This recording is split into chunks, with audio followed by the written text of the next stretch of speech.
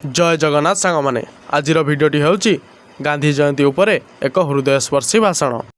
बरेण्य सभापति महोदय, पूज्य गुरुजी और गुरुमा वृंद, विज्ञ विचारक मंडली, उपस्थित सज्जन मंडली, मोर प्रतियोगी बंधुगण एवं सान बड़ भाई और भौणी माने, आज हेउची अक्टोबर 2 तारिख समग्र भारत वर्ष में पालित हेउची जातिर पिता महात्मा गांधी पवित्र जयंती। एही पवित्र पुण्यतिथि अवसर में मते किछि कहिबार सुजोग मिलिथिबारु मु निजको धन्य मने करुछि। मोर वक्तव्य जदि कौनसी त्रुटि हुए निजर ज्ञानी गुण रे मते क्षमा देबे।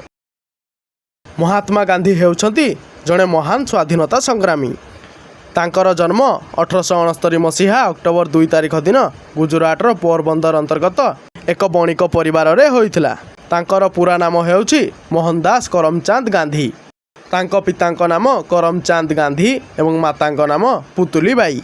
से मात्र 13 वर्ष बयस रे कस्तूरबा को विवाह करथिले। से बिलातरू ओकिलाती पास करी परे दक्षिण आफ्रिका जाइथिले। सेठारे कलागोरा भेदभाव को नहीं चलिथिबा अन्याय और अत्याचार विरुद्ध रे स्वर उत्तोलन करथिले। परे से 1915 मसीह रे भारत फेरी आसी 1916 रे कांग्रेस रे जोग देले। से थिले सत्य और अहिंसार पुजारी। से सबुबेले लोकमानंकु विदेशी द्रव्य वर्जन स्वदेशी द्रव्यर आदर निमंते प्रवर्ताउथिले। तांको कथारे कि जादू थिला के जानी देशर आबाल वृद्ध वनिता तांकु सबुथिरे सहयोग करिबाकु आगे आसुथिले। तांकर एही भली महानीति पई लोकमाने तांकु महात्मा बोली संबोधन कले। असहयोग आंदोलन, लवण सत्याग्रह, भारत छाड़ आंदोलन प्रभृति विभिन्न आंदोलनर से नेतृत्व नैथिले। अहिंसा तांकर परम अस्त्र थिला। आउ एही अहिंसा अस्त्र बल रे आम देश 1947 मसीहा अगस्ट 15 तारिख रे स्वाधीनता लाभ कला।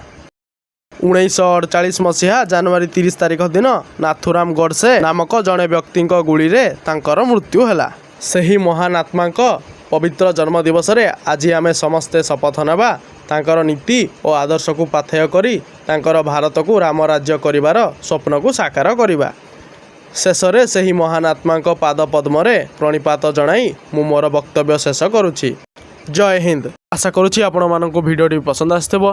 एहीपरि भिडियो गुड़िक नियमित देखिया पई भिडियो को लाइक करंतु एवं चैनल को सब्सक्राइब करंतु। जय जगन्नाथ।